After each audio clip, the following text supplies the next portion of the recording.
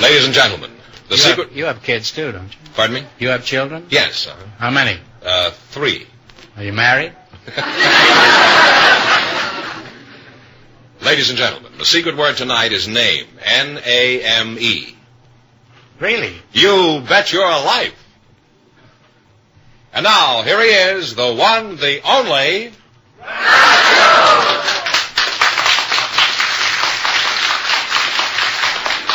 It's nothing to shout about. They're a dime a dozen.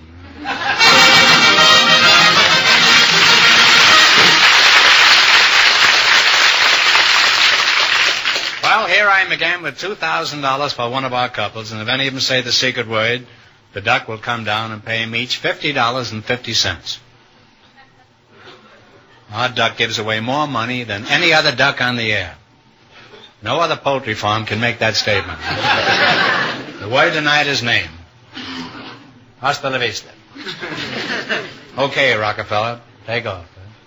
George, who's first? Well, Mrs. Sylvia Thompson and her partner Ben Zeppa are waiting. Are you wearing a foundation? No. You look thinner tonight. I do? I guess the way you're standing. I guess it must be. I just thought you were wearing a foundation. Well? Have you ever worn one? No, I never have. Wouldn't hurt you to get one. I think Mrs. Thompson and Mr. Zeppa are still waiting out there. He's waiting out where? Right out here. What are you, have them tied up or something? No. There they are now. Oh, well, welcome.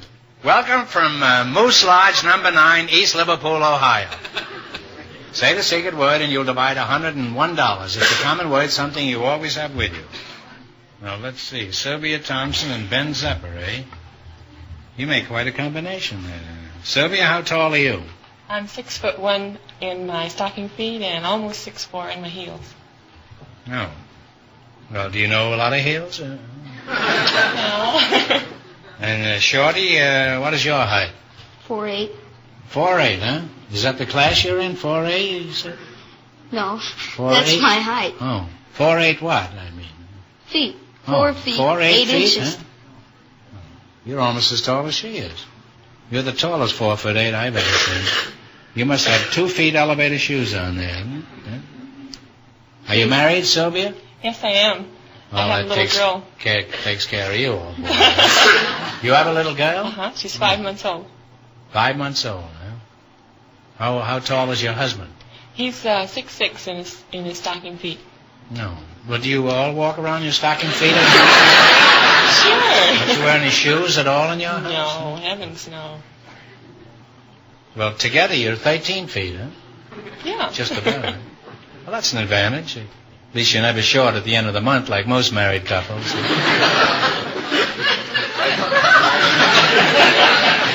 How did you meet this dinosaur, Sylvia? But dinosaur? Isn't she a singer, Dinosaur? Well, this giant that captivated you. Well, we were at a tip-topper dance, and... You were where? I met him in a tip-topper dance. Tip-topper dance? Yeah, we were dancing. Well, what do you do? Go walk around and tip your tops? No, that's a club. It's a club? It's a club for tall people. Oh. The girls have to be 6 foot in their stocking feet. Here we go again. And the boys have to be 6'4" in their stocking feet. Pretty gamey around there, isn't it? And they make sure that they're that size too, because in the introductory dinner, well, they measure them, and they have a They stick. measure them? What do they have, an undertaker there that they lie down and measure? No, they have a little stick that's called Little Joe, and you stand on it in your stocking feet. And you have a light on. The light goes out if you measure that correct height. And if you don't, he goes out, huh? Well, a lot of times they stretch people. They one time they was that a 7th inning stretch or just can they stretch any inning? One time they put a girl over the balcony and they held her, so she stretched. They held her in the balcony? I held a girl once in the balcony, but I didn't stretch her. I just held her, that's all, until the usher threw us both out. And she got in, too. She got in the balcony? No, she got in the club. Oh. Well, is the club in the balcony? Or don't you have a club downstairs? No. The club is a social club Well, it's quite for tall evident. people. I mean, And we have lots of fun. mm-hmm. Stretching each other, huh? Yeah, oh, yeah. Well, you sound like you and your husband make an ideal couple, Sylvia. And if I ever wind up sitting in back of you in a movie theater, I'm certainly going to ask for my money back. Your name is Ben Gazzara? Who? Ben Gazzara, is that your name? No, Ben Zeppa. Ben Zeppo, eh? That's my brother, Zeppo. You're not my brother, are you? My name's Ben Zeppa.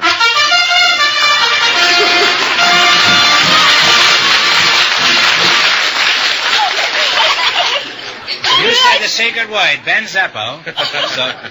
So you and your partner each get $50.50. Okay, 50 beat it. cents. There you are, and you'll get the 50 cents later. We just don't have any change. See, it used to be $100 for the secret word. Now it's $101 on account of the other shows giving away such huge sums. No, this is true. We have increased the amount. Because we don't take a back seat for anybody. I didn't know what I said. How old are you, Ben? 13. 13. Huh? You must lead a very clean life because you don't look a day over 30. Were you named after Benjamin Franklin? No. Who were you named after? Big My Ben, father. the alarm clock? No. Oh, your father is an alarm clock? No. Oh. You know, I never was 13 years old. I was 12 once. In fact, I was 12 for about 8 years. In fact, all the brothers were. When we used to travel in Baltimore, if you were 12 or under, then you went on half fare on the railroad train. And for years we traveled this way. I remember once my mother used to travel with us, and we didn't need her, but she thought we did. And the conductor came along and asked for the tickets, and she gave him 4 half-fare tickets. And he says, "Where are the kids?" And she said, "Well, they're on the train someplace." And he looked in the washroom, and Harper was shaving in there. This is true. And the other 2 boys were in the baggage car shooting dice. And I was making a play for a dame across the aisle. The conductor come back and says, "Mrs. Marks, if these kids of yours are under 12, I'm too young to be running this train," and he jumped off at the next station.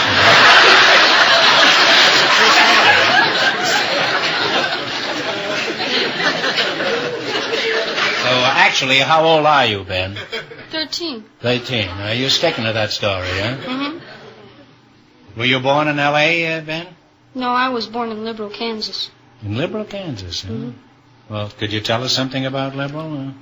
Well, I don't know very much about Liberal because we moved whenever I was about a month old. Oh, well, then I don't imagine you know much about it, huh? Oh, well, I know that my grandfather worked there in he owned a machine shop, and the machine shop burned down, and he didn't have no insurance, so... Well, it's very silly of him to set fire to this thing if he had no insurance. You tell your grandfather the next time he wants to practice arson to take out the insurance first, huh? Because that way you can be pauperized in no time. Do you have any brothers and sisters? Now talk slowly so I can get this stogie lit, huh? I have 3 brothers and... Talk slower, huh? I have 3 brothers and one... Okay, speed it up. I have 3 brothers and 1 sister. Oh. How do you get along with your brothers and sisters? Okay, all except for my little brother, 6, Jimmy. I tell him to come in the house, and I go and get him, and he won't come, so I hit him, and he starts crying, and he comes to my mother, and my mother gives me heck, so if I don't get him, I get heck, and if I get him, I get heck.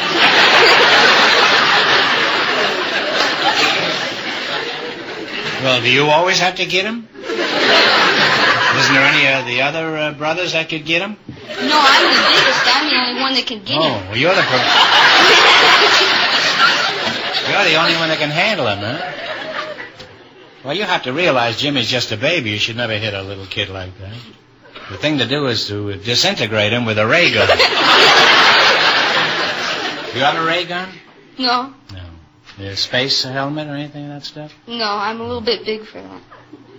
Oh, well, that's a very snobbish attitude. I'm surprised at you. I have a space helmet home and a ray gun. Of course, I'm in my second childhood. But, do you have any girlfriends, or are you too small for that? No, I have one girlfriend. You have one girlfriend? Yeah, one. Only one? One. Well, how serious is this romance? Do you eventually plan on marriage to this charmer? I'm going to be a bachelor. What are you teasing her for? What do you go with her for? I don't know. You mean you go with her and you don't know why you're going with her? Well, You ever hit her? well, I mean, to make her get in or anything? no, I don't hit him. Well, why do you object to matrimony? I mean, have you been observing matrimony? Well, yeah, but see, if you want to go fishing and that like I do, and I like to go fishing, and you go, and she doesn't want you to go, and you come back with a big fish, and then she won't cook it.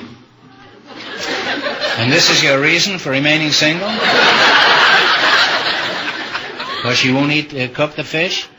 You know, in Eskimo, they have marriages up there, too, and they eat their fish raw. You could try that, you know. Would you get married if she would cook the fish? You wouldn't, huh? Oh, but Hoover's married, and he goes fishing. Well, how do you know she won't let you go fishing? Have you discussed fishing with her? No, she doesn't like fishing. She doesn't like dogs neither.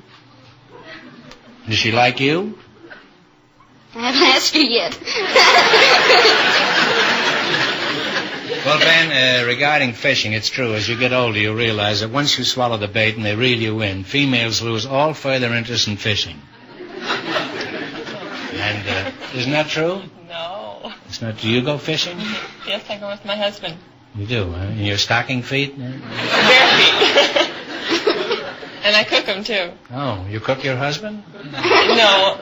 He was cooked the minute you nailed him, I suppose. Well, let's get back to the Sylvia Thompson story. That's you. And you say you met your husband at a dance for tall people? Yes, It was the... Well, what happened after that when he proposed? Did he get down on one knee or both knees? Well, he didn't... Exactly. I mean, how did he propose?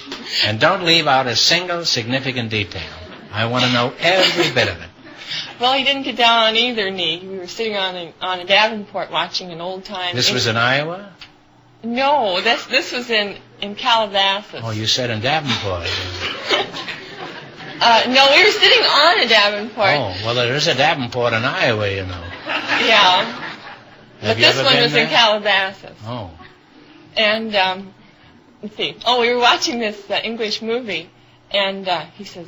Watching it where? In the theater? No, on a Davenport in Calabasas. You get English movies on your Davenport? Oh, on a That's quite a television. trick. Most people have to have a TV set. Huh? And so he said, would you like to get married? And I said, yeah. And This is while the picture is going on? yeah. And so then he said, would you like to get married? And I said, yeah. And so 4 months later, well, we got married, and here we are. Well, I guess those old English movies can drive a fella out of his mind.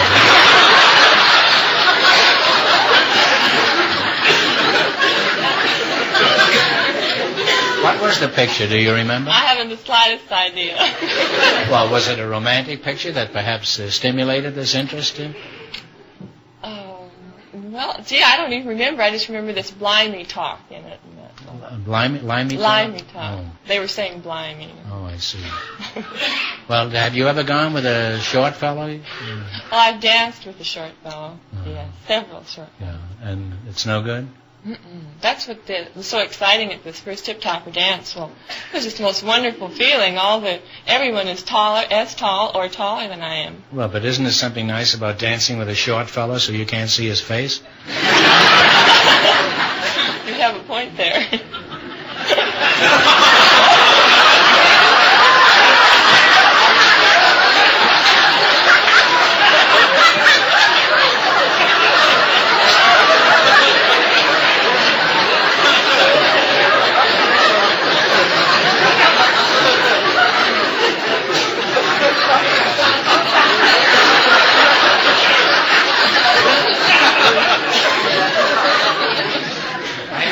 shaved a couple of weeks ago. Ben, I realize the interests of a 12-year-old boy are pretty varied, but what do you like to do best of all? I like to sing. You sing? Mm-hmm. Oh. Well, what do you do? You sing. Are you in the glue club or the glee club at school? No, I don't like the Glee Club too well because they sing these long-haired deals. I like popular tunes. Long-haired deals? Yeah, you know, like, If I Were an Apple on a Tree. No, I don't. What kind of an apple was it? Do you remember? Well, it must have been a baldwin if it was long-haired, huh? No, it's just the reverse, I would think, huh? You know, when I was your age, I sang in a Presbyterian church choir in Madison Avenue, New York. This is true. And I sang in this choir until they found out what was the matter with it. Ben, I'd like to hear you sing. Could you sing something for us? What are your favorites? Oh, Mambo Italiano, Heart. Popular songs like that. Mambo Italiano and what else? Heart. Heart. What do you mean, heart? Heart. My heart stood still? No, just Heart. Heart. Is that the name of it? Mm-hmm. Heart, huh? Well, is it gotta have heart? Is that the name of it? No, it's just Heart. That's the first words. You gotta have Heart. And the name of the song is Heart? Mm-hmm. Well, what key do you warble in as a rule? B flat. Mm-hmm. Well, if it isn't good, you'll B flat at the finish of this. Mr. Meakin, could you knock off a few notes for Ben here? Just fake it. Nobody, including your orchestra, will know the difference. Go ahead, Ben. Tell us. You gotta have heart. All you really need is heart. When the odds are saying you never win, that's when the grin should start. You gotta have hope. Mustn't sit around and mope. Nothing's half as bad as it may appear. Wait till next year and hope. When your luck is bad and zero, get your chin up off the floor. Mister, you can be a hero. You can open any door but to do it, you gotta have heart. Sing it, Ben. Miles and miles and miles of heart. Oh, it's fine to be a genius, of course, but get that old horse before the cart. First you gotta have heart.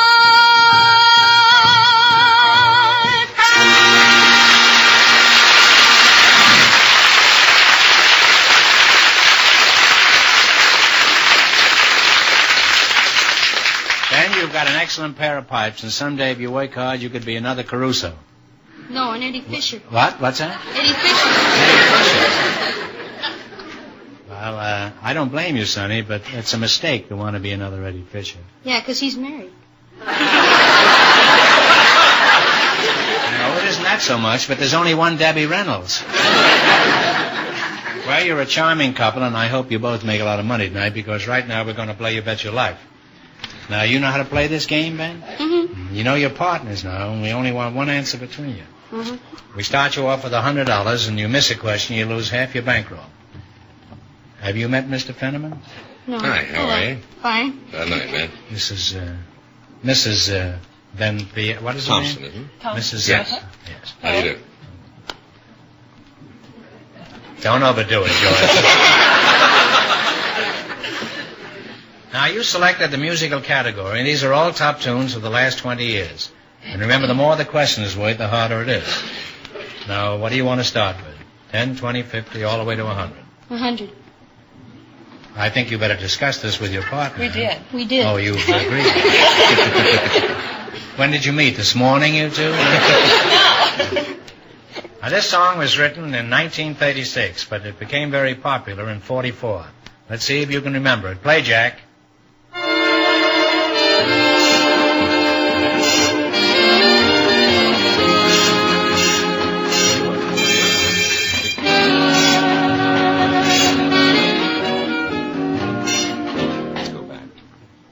You don't know? Guess. I'll give you a hint. It's not My Country 'Tis a Thee. Oh. It's Poinciana. You lost half your $100. You still have $50. Well, now, you've got quite a ways to go now. Don't go down. What are you going to go for? 90. 90?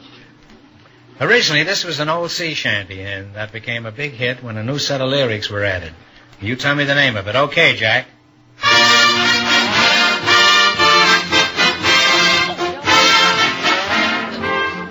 What is it? Bell-bottom trousers. Sing it, Ben. Sing it. Bell-bottom trousers. That's it. They're a little short in the waist, huh? But that's right. That's for $90, and you now have $140. Right. Now what are you going to go for? 80, 50, 30? 80. $80. This song was written by Ray Noble. Now, you give me the title of it.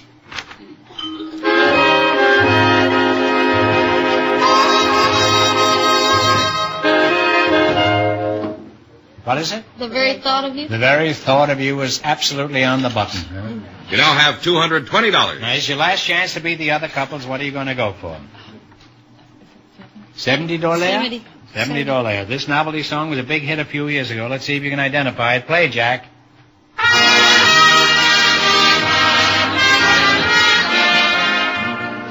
How much is that doggy in the window? As you ought to be ashamed to take the money, Ben. That's a pretty easy question for $70. And you wind up with $290. Well, thanks and good luck from the DeSoto Plymouth dealers.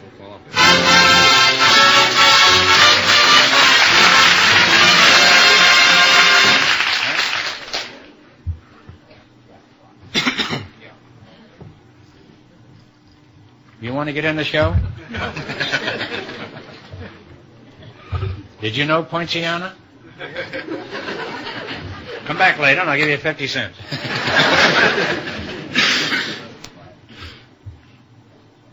Well, Groucho, just before we went on the air, our studio audience selected Mr. Robert McLeod to be on the show tonight, and his partner is Mrs. Pearl Money. Folks, would you come in, please, and meet Groucho Marx. Welcome to You Bet Your Life. Say the secret word and divide $101. It's a common word, something you always have with you. Pearl Money and Robert, what is it? McLeod. McLeod, huh? Oh. Mrs. Money, last time I saw you, you were in my wallet. Where are you from? Sadlersville, Tennessee. Where? Sadlersville, Tennessee. Sadlersville? You're from the South, huh? And you're actually Confederate money, huh? Then I went to... I assume you married Pearl, is that right? Yes. And you married Money, eh? That's true. You're very shrewd. What's his first name? Bill Money. Plain Bill. Is it $1 or a $2 bill? Huh? I'm sorry, Pearl. I just couldn't help it. That joke was burning a hole in my pocket. Well, no more jokes about money. Enough is enough. Now, Pearl, can you lie down on your back and touch your toes? Well, I don't believe I could. Well, try it, huh? Lay down on my back? And touch your toes. You mean you want me to lay down? Yes, this kind of a show. That's the kind of a show we have. Over here, Pearl. Now, you just lie down right here, huh? Now, you lie down and then get up and touch your toes. Now, touch your toes. It's not easy.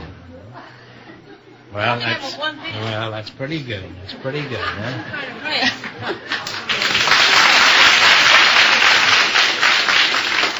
You know why I asked you to do that? See how limber I was? No, I just wanted to see if we could double our money, that's all.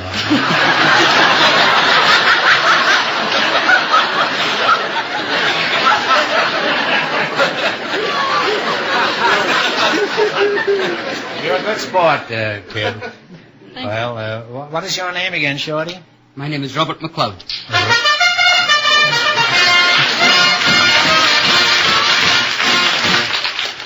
Boy, the natural affinity between the Scots and money is just something that, okay, now beat it. Now, I don't want to see you again tonight. You're pauperizing the DeSoto Company.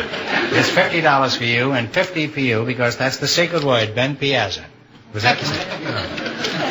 Secret word is Pearl Money. No. Name. Now, what is? Does everybody call you Shorty or what? No, I'm affectionately known as Scotty Groucho. Scotty Groucho? No, Scotty. Scotty, well, that's what they call a dog, isn't it? Same thing. Yeah. Why do they call you Scotty? Are you part Swedish? No, I'm from a place called Queen's Park, which is in the west side of Glasgow, Scotland. Oh. Well, if you were 100% proof Scotch, you'd have a government stamp on the top of your head. Unless you were bootlegged. How tall are you, Scotty? I'm 5 foot, Groucho. Oh. Where do you work? I'm at the Beverly Hilton Hotel in the Red Lion Bar. The Red Lion Bar? The Red Lion Bar. What do you do there? Do you serve short beers? No, I'm a bartender, but I sort of think of myself as a practitioner, you know. Take the beefs about their wives and this and that and the next thing, you know. I know everything's supposed to be pretty swanky at that hotel, isn't it? Is there anything outstanding about your bar besides the price? Yes, insofar as we do not allow ladies in during the daytime. How dreary, eh? Well, why are women barred from your bar? What's wrong with women? That's a pretty ridiculous question, isn't it? There's nothing wrong with women. No, you bet there isn't, Scotty, and don't you ever say there is. Oh, I agree 100% you did. I'm all for them. Yeah. You for all of them? I'm not that big, Groucho. No. Well, how did the ladies react to this snide discrimination? Well, the ladies sort of reacted to it so violently indeed that we had to shift the opening hour for ladies from 6 o'clock back to 4 o'clock in the afternoon. You mean they can go in at 4 o'clock in the afternoon? They can out from 4 p.m. until 2 a.m. Until 2 a.m. they can stay there? That's from 4 till 12, Oxen, Spark, Seeker, and 9 and Dried. You mean they can stay there 10 hours? Yes, they can stay there 10 hours. Well, if they stay there 10 hours, they're no ladies, Scotty. In your opinion, what is the most popular feature of this saloon, Scotty? It must have something. Yes. To keep a woman there for 10 hours. Well, the most popular feature I find in the room is during the daytime when you can see out into the swimming pool and cabana area. We have one window that goes the whole length of the room. Mm-hmm. This is what they call a picture window. A picture window, and it's very beautifully done. And of course you can see out the window and see the girls lying at the bathing pool and sunning themselves and... Well, use your own imagination after that, you know. Are you married? No, thank you, I'm happy. Well, who's saving the customers while you're over there with your nose pressed against that picture window? What's the favorite drink in your bar? A peeping Tom Collins? No, Groucho, no. Incidentally, do you know what the Scotch drink? Whiskey, I imagine, huh? Oh, yes, but we drink something else with it. More whiskey, huh? No, we have a beer chaser. You know, over here is a boilermaker. Yeah, that's true. See, the Scotchman always figured that he drank Scotch, he gets drunk. He drank beer by itself, he gets full. So this way he drinks Scotch and beer and gets drunk and full at the same time.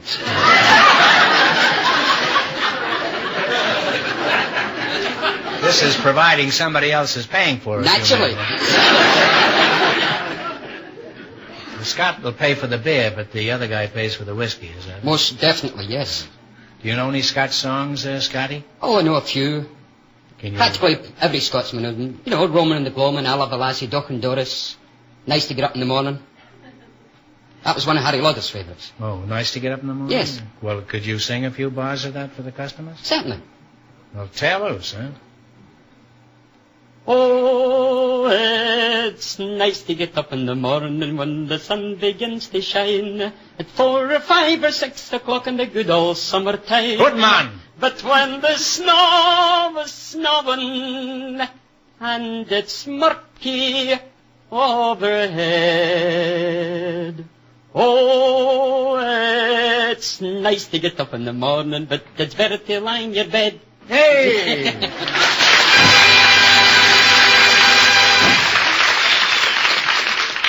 Now, Pearl, you're married? Yes. How did you meet your husband, Mr. Money? Well, Was it the name that attracted you? No, I didn't know his name when I first met him, naturally. I went into a... You know his name now, though, huh? Oh, yes. I went into a restaurant to get some information, and he was sitting on a stool talking to another gentleman in reference to what he was going to have to learn when he went into the Army. So he asked the... Was this a bar room? No, it was just a regular restaurant. Uh-huh. He asked he was going in the Army and he wasn't in a bar room? No, he probably had been before he got there because he had a load on? cut over his eye, and his eye was bleeding. And he was bleeding over the eye? Yes. And what was he eating while this was going on? Well, he was more or less talking. I don't think he was doing much eating. Oh. at that time, and he asked the waitress for a cloth to wipe the blood off his face, and she said, we don't furnish cloths here to the customers, we only furnish food. So I felt sorry for him. You could have got a shredded wheat, and wiped that thing away. I felt sorry for waffle. him, and I asked him if he would like me to drive him to a doctor. And he said, You were sure. single at the time, huh? Yes. And you were on the prowl then? Oh, I guess. Yeah. You, how long after this did you nail him? Well, the next day. You were a shy little thing, weren't you? I've heard of speedy marriages, but this must set a record of some kind. Weren't you a little worried about the consequences of this hasty decision? I sure was. I didn't have time to tell him I'd had 3 children by a former marriage.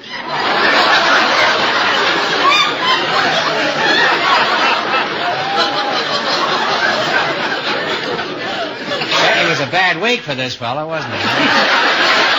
First he gets a crack on his skull, then he gets married, and then the next day he finds out he's the father of 3 children, all in 2 days.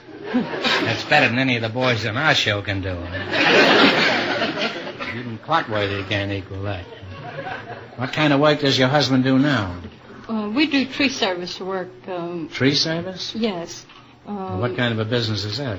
Well, we top and trim and remove trees. And by the way, our location is 332 Southwestern. Money Tree Service. Oh, well, I'll remember that in case I want anything removed in my house. Like some relatives, huh? Well, what do you do while your husband is up in the tree? Are you down below sawing it down? No, I'm generally up there with him most of the time. Sometimes, You don't trust him, huh? Not all the time. He can't get a moment to himself, this fellow. Well, are you pulling my leg? I mean my limb? Do you really climb trees? I sure do. Wish we had. Is there a tree in the audience? Well, money may not grow on trees, but apparently there's plenty of money up there climbing around. Huh? Yes, it is. Well, I'd like to go You on. work real hard. Yes. And are you very happy with this Yes. present husband? Huh? Oh, yes, very happy. Well, I'm glad to hear that, because as a rule, a marriage that is affected so quickly can frequently turn out disastrously. Sure. And I'm very happy for your sake that this one turned out so well. And do the children love their newfound father? Oh, yes, very much so. How old are the kids? Well, the oldest one is 23, and the next one's 22, and the next one's 21, the next one's 5, and the next one's 4. Oh, there have been some new bushes since the...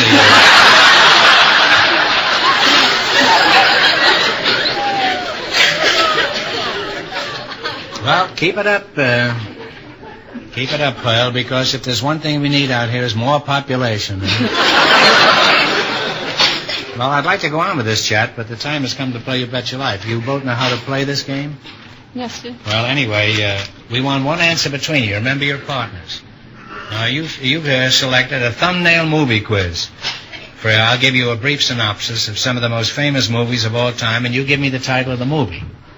Some of these go quite a way back, and remember, the more the questions were, the tougher they are. Yes, it is. Am. I had my tongue around my eye tooth, and I couldn't see what I was saying. That's an old Ed Wynn joke. Now, what do you want to start with? 10, 20, 50, 100?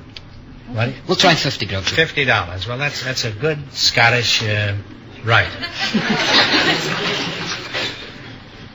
My brothers and I made a picture in which practically the whole cast was crowded into a small stateroom in one scene. What was the name of this movie?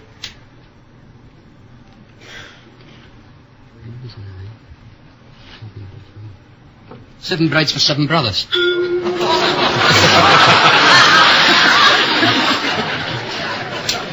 That would have been a much better title, but it happened to be A Night at the Opera. And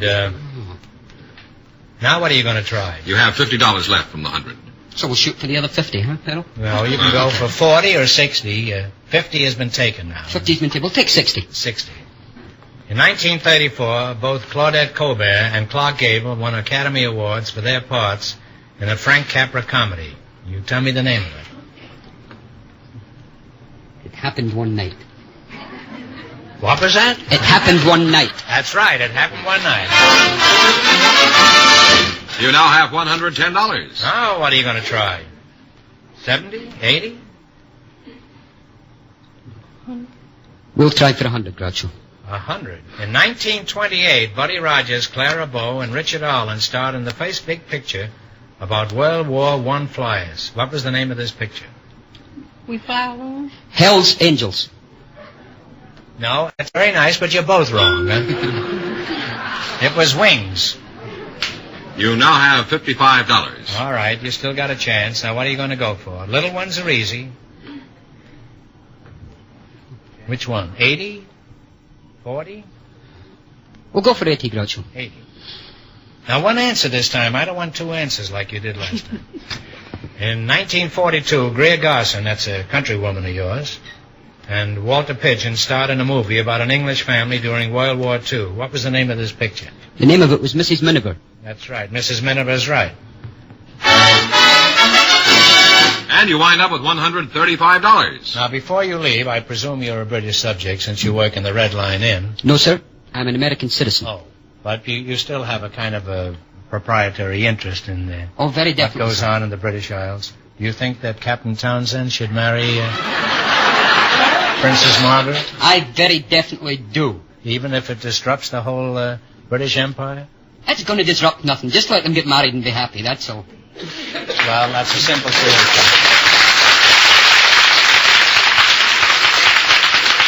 And in the morning, I am going to send her a wire and tell her that Scotty at the Red Line Inn at the Hilton Hotel advises her to get married immediately. Thanks to both of you, and good luck in the DeSoto Plymouth Thank you, dealers. sir. From Moose Jaw.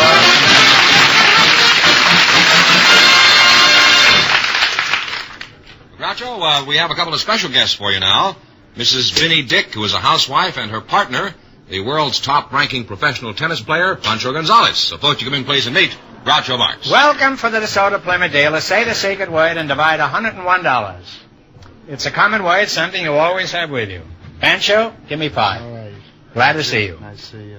And you're Mrs. Vinnie Dick, eh? Vinnie, shake hands with the world's best tennis player. Oh, Vinny. Hello, Pancho. He's the only man in the world who has a better racket than I have. And, Pancho, I'll get around to you in a minute, but first I'd like to get better acquainted with Minnie. All right. Oh, Vinnie. Are you a native Californian, Vinnie? No, I was born in St. James, Missouri. St. James Infirmary? Center of the Ozarks. Center of the Ozarks, huh? And do you live in Missouri now? No, I'm a resident of Liberal, Kansas now. Liberal, Kansas? Liberal. Well, that's an extraordinary coincidence. We had someone out here a little while ago from Liberal, Kansas. Is that little boy around here? Where is he? Say, Ben, come out here. I want you to meet one of your countrywomen. This is Ben Pizzazza. They're both from Liberal, Kansas. Isn't that you? Quite a point. You want to tell us something about the old town? Huh? My uncle owned a machine shop.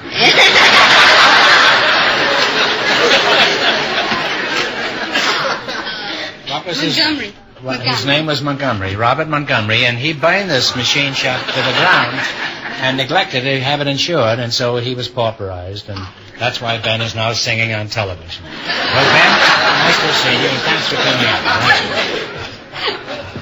Well, now then, isn't that an extraordinary coincidence? How big is this town? It's a city of about 10,000. Imagine, 2 people. We've never had that in the 9 years I'm doing this show. 2 people from the same town. I mean, you could have 2 people from Chicago or Philadelphia or something, but from Liberal, Kansas. Well, wonders will never cease. Gosh, all hemlock. Gee whiz. Gosh.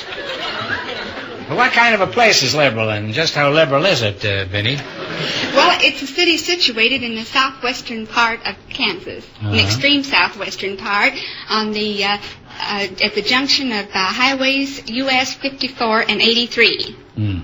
It is the capital city of a 5-state shopping area, and it is known chiefly for agriculture. However, there is a... I imagine Benson must be very popular around there, huh? Well, Pancho, I'll get back to you, Benny, but let's find out something about you. I know a lot about you, but let us find out some more. Where are you from, Pancho? I'm right here from Los Angeles. Well, you're a very good advertisement for Los Angeles. Well, wrap that ball around. Were you always interested in tennis, or did you have a go at other sports? No, I played other sports. I started out in school, in grammar school, and I played marbles. I was marble champ in 1935. Really? And, that was the year I lost my marbles. Huh? I took up decathlon sports in the park, and I won. You took up Catholic sports, did you say? No, decathlon. Oh, decathlon. I don't hear well. My glasses need fixing. And I also played football, baseball, and basketball in high school. I see. Pretty rough sport, isn't it, football? Huh?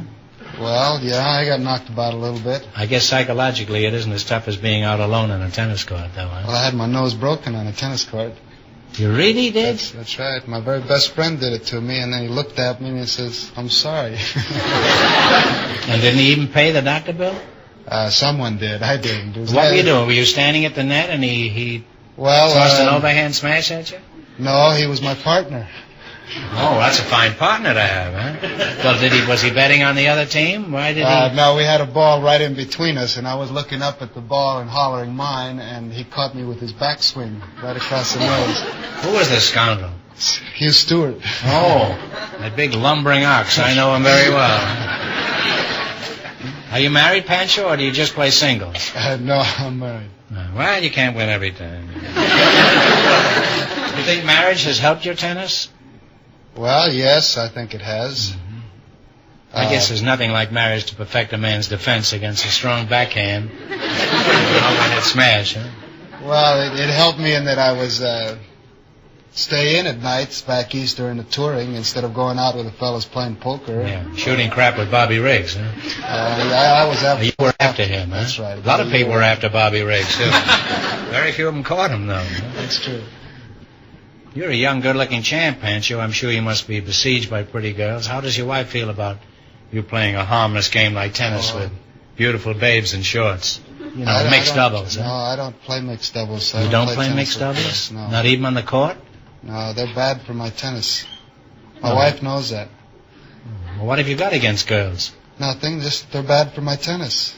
Well, you stick to your racket and I'll stick to mine.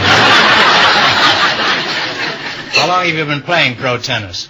I turned professional in October 1949. Mm-hmm. I remember the first time you came out in the Southwest tournament there.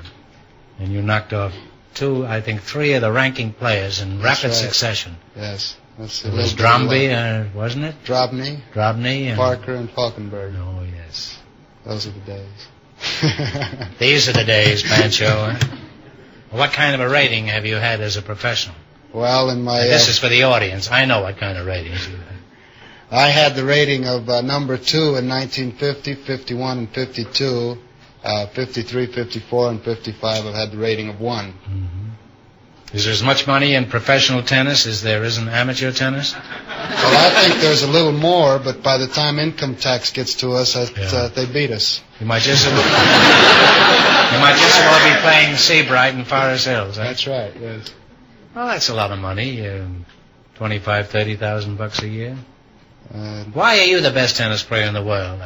I know Kramer's getting fat, but... Well, he's getting fat in more ways than one. Yeah. You don't mean up here, huh? Oh, no, that stays the same. I think I've just been fortunate to play well during the championships, and I've won them. Well, you're just wonderful to watch out there. I classify you with the immortals. Thank you. The Tildens and Donald Budges and Kramer when he was thin. Who did you ever see Tilden play? I guess you were a kid then. No, I played a tour with him when he was 58 years old. He was still pretty good, wasn't he? Great athlete, and he loved tennis more than anyone I think I've ever seen. You do anything else besides playing tennis, Pancho? Yes, I go into endorsements. I have a Pancho Gonzalez tennis short, the shirt, and my racket, which I try to promote when I'm here at home. Did you ever play my son, Arthur? I don't think we ever played tennis against each other. Matter of fact, I heard he was a very good player. Well, he played a couple of years at Forest Hills. Got to about the third or fourth round. Are you interested in tennis, Benny? No, I'm just interested in pancake racing. In Pancho racing? You want to race him? Pancake racing? Yeah. I've never seen a pancake race. I've seen a waffle iron. Well, this is a little different. What is a pancake race? Is that a new race that we're getting from the moon or something? No. New race of people? Little you people? You haven't heard of it? No, I am not familiar with it. Are you familiar with a pancake race? No, I'm afraid not. No. What is a pancake race? Well, perhaps... You ought to be in the movies. You're a good-looking guy, Pancho. Yeah, but this racket is a better racket. Oh, can't you do both? Van Hoven was in the movies and playing golf. Well, yes. Possibly. I've never thought of it. Nobody ever made an offer to you? On my life story, yes. They want to make a movie of my life story. I'll get around to it. But do it now. Don't wait till you get ugly. Like next week. What is a pancake race, Benny? Pancake race is where the women race down the street 415 yards carrying a skillet with a pancake, flipping it 3 times.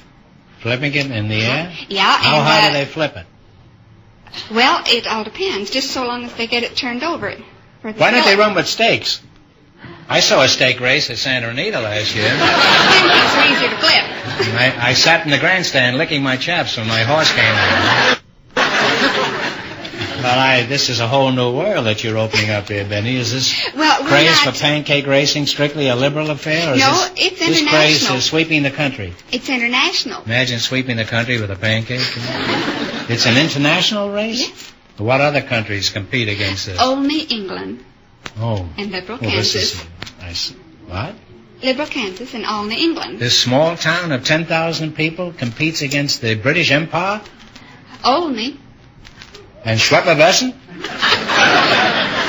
You have a race between Kansas and England? Yes. Don't the pancakes get soggy when you're crossing the Atlantic? You'll have to explain this if it's possible. Well, the Liberal Kansas has a race course. It is a 415-yard S-shaped course racing down the main street of town. And Olney has a similar course. This town has a main street? Oh, yes. That's right. Even little towns have a main street. I've never been. But in Olney, England, they have a similar race course. Mm. And they have a town called Liberal, too, in England? Olney. Only Liberal? Only England and Liberal Kansas. Only England and Liberal racing Only is a little village in... Only is a village over there. In England. Oh, I see. The times are compared by transatlantic telephone call after the race has been run. Well, who's ahead now, England or Liberal? It's even now, 3-3. I looked in the Wall Street Journal. It wasn't in there this morning. It started in... it just said I was wiped out in 3 of my stocks, but there wasn't any mention of your pancakes at all. Well, it's an old sport in England. Well, I'm an old sport here, but that it's over 500 years old in England. Well, I'm not quite that old, but I'm moving along rapidly towards that. How have you made out in this international flapjack race? I have won the American in 3 times, and I have won the international twice. Well, I want to congratulate you. I'm surrounded by world's champions tonight. Pancho, how do you feel standing next to a world's champion? Feel pretty good. You've got more syrup than her pancakes. How fast was your time in these races, Benny? I hold the world's record of 1 minute 5 1/10 seconds. That's fantastic. You must be grease lightning out there in the track. Have you ever thought of entering the Olympics? I've seriously considered it. However, I am considered pro because I have accepted $350 prize money for running the race. I'm sorry to hear that. Without you on our team, the U.S. is certainly going to get flattened in the pancake race. How about training, Benny? Do you have to prepare for this? I go into it very seriously. Very syruply, isn't it? About 2 months before the race, I eliminate sweets and fried foods from my diet and increase green vegetables and fresh meats in my diet. And then about a month before the race, I start in with my training programs, such as doing a lot of walking as much as 3 miles a day. You walk 3 miles a day? And, with a frying pan in your hand? Sometimes. You have to get the feel of the skillet in your hand because that is a handicap. Yeah. That's true. Yeah. I also have, since I do work through the day, I have to go out on these lonely country roads at night and do my training with my husband behind me in the car, clocking me with a stopwatch. Now, what is your fighting weight for the championship? 92 pounds. 92 pounds. I gained 2 pounds once, and my husband told me I had to lose it if it was too much. Well, where did you lose it? In Liberal? You weigh 92 pounds. A stack of flapjacks weighs more than that. Pancho, what kind of training do you do when you defend your title? I don't have any special training. Your wife doesn't go out and run you in back of a car? No, she might send the skillet out after me. Oh. Well, there you are. That's the difference between an ordinary world's tennis champ and an international pancake champion. Pancho, if you want to beat Benny, you'd better start chasing automobiles. Well, she's got me tired already. Was it much of a trick to run and flip flapjacks at the same time? Yes. In fact, I almost lost a race once by dropping my pancake right at the finish line. You dropped your pancake right at the finish line? Yes. Well, what happened? Did your elastic break? No, I guess I was just excited. And then well, did you pick it up again? I mean, was there a mixed crowd there? You can pick up the skillet. But you can't pick up your pancake? You can pick up the pancake, flip it again, and then cross the finish line. However, I didn't know you could flip those things. I thought you could just pick them up, that's all. Oh, you flip them. Uh-huh. Aren't they full of grease by this time? They don't care what condition this pancake is in when the race is over. No, so long as you come in with one piece of it. Uh-huh. But you do How have to come in. How small a piece would you say you have to come in with? Well, there has been a lot What's of the smallest piece you ever came in with? Do you know? Well, even though I've dropped mine, I've always come in with a full pancake. You dropped your pancake, but you still come in with it, huh? Yeah. But where do you drop your pancake? At Sandy Hook, like the ships coming in from Europe? When is this contest held?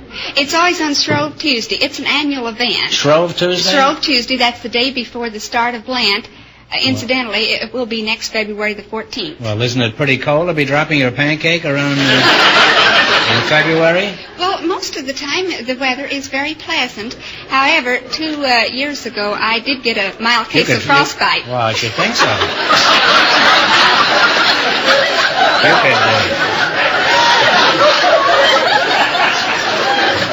You have a good chance of freezing your waffle running like that.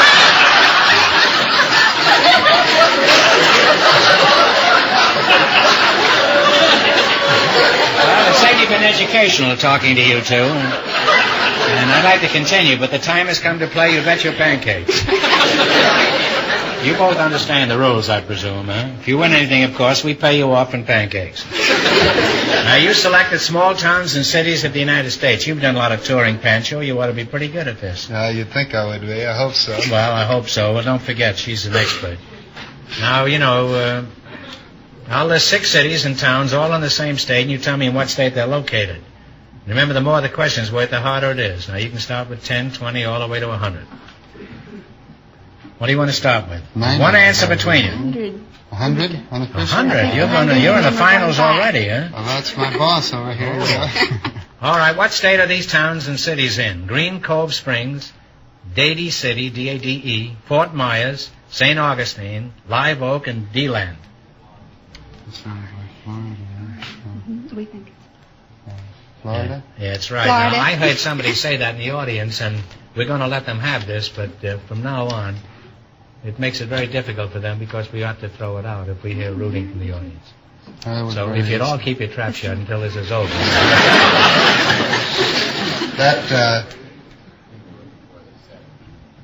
Yes, they knew it. They knew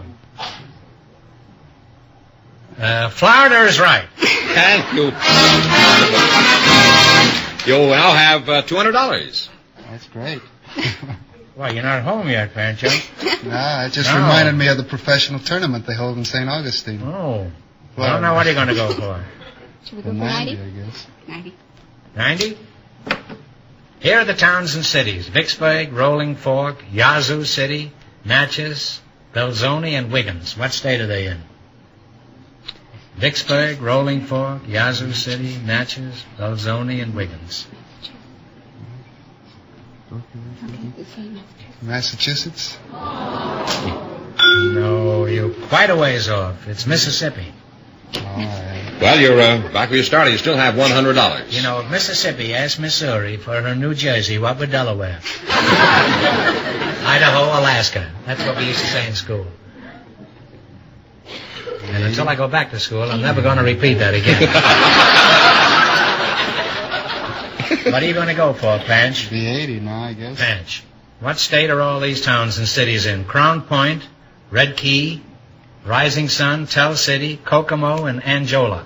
Indiana. Indiana. Back home again in Indiana is right. And you now have $180. Here's, now you can go all the way from 10 to 70. Last chance to beat the other couples. 70?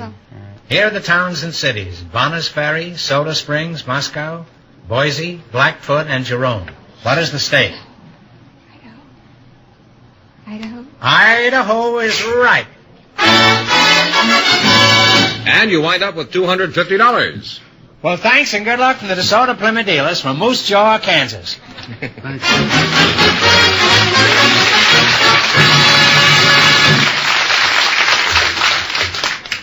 And that means that Mrs. Thompson and Ben Zeppa with $290 in just 1 minute. Sorry, isn't it? No, Zeppa. Oh. In just 1 minute, get the chance at the $2,000 question.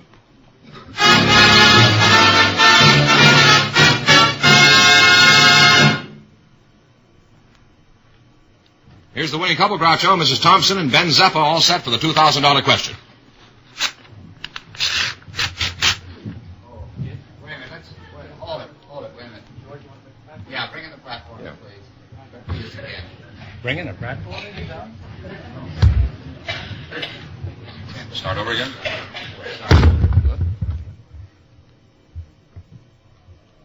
We have a lot of production on our show. This is a sort of a spectacular. We have this platform here. And here's the winning couple, Groucho, Mrs. Thompson and Ben Zeppa, all set for the $2,000 question. Here. Well, here's your chance to get rid of that girl, Ben, and because you may have money after this. You also may not. All right, here we go for $2,000. I'll give you 15 seconds to decide on a single answer between you. Think carefully, and please no help from the audience. Here it is. Captain James Cook discovered the Hawaiian Islands in 1778.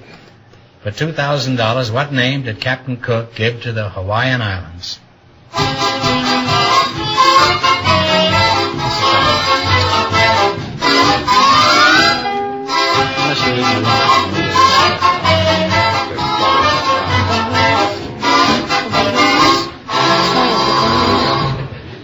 What's the answer you two have decided upon?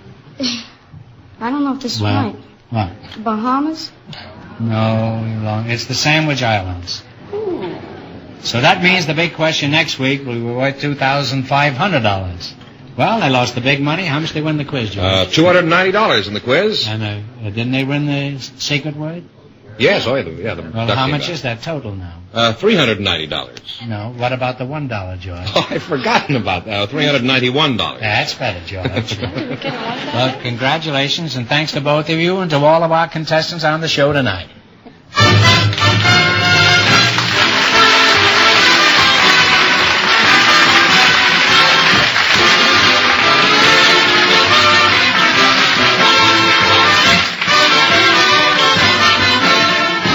Be sure to tune in again next Wednesday night at this same time for the Groucho Marx Show, when the big question will be worth $2,500. Don't miss the Chrysler Corporation's big TV show on another network. And don't forget Groucho's television show, brought to you by the DeSoto Plymouth Dealers of America, who invite you to visit your neighborhood showroom tomorrow to see and drive the delightful, lovely DeSoto for 1956. And when you drive in, tell them Groucho sent you. Good night, folks, and remember, it's delightful, it's the lovely, it's DeSoto.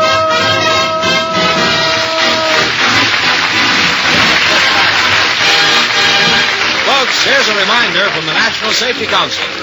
Whether you're walking or driving, darkness is a signal to proceed with care and be more alert. You Bet Your Life, transcribed from Hollywood, is produced by John Goodell. Directed by Robert Dwan and Bernie Smith. Music by Jack Meakin. This is George Fenneman signing off for the DeSoto Plymouth Dealers of America. You Bet Your Life is heard by our armed forces throughout the world.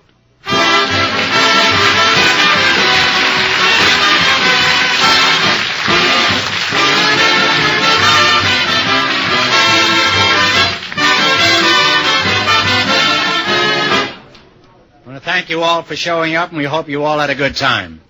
Those who didn't, if you'll send me $12 in cash just to defray the cost of mailing, we'll send you each a lifetime supply of Maidenform bras. Good night. Wait just a moment, folks. We'll take your picture, and you can then wave back at yourselves when you... I shouldn't have said that, because I have a great prejudice against waivers. If you wouldn't mind. Fine. With some applause and a smile. What do we do? Oh, well, you see? This is why they pay extra so much money in the movie business. Light always goes on. Now, if you can recall about an hour ago and smile and applaud as if you had... Are we? Thank you. Like you had just met Mr. Martin.